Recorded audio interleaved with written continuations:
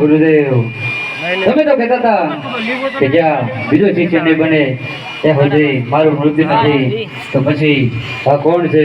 અરે બાળક, તમે કોણ છો અને તમારા ગુરુ કોણ છે?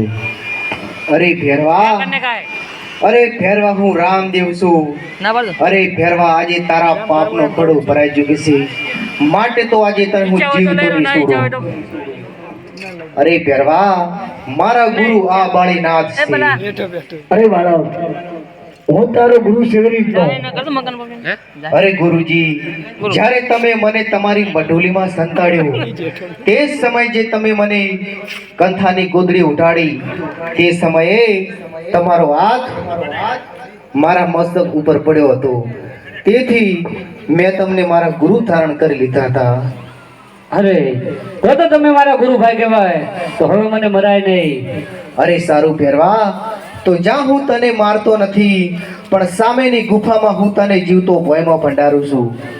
અરે ગુરુભાઈ, તમે તો મને શિલા ઠેપાડી દીધી ગુરુભાઈ.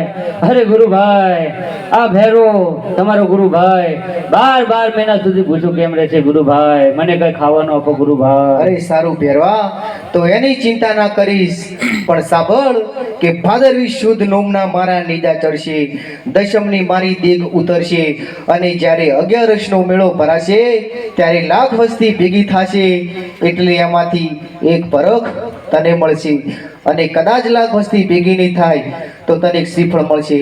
જા, આ રામદેવનું તને વચન છે. રામદેવનું તને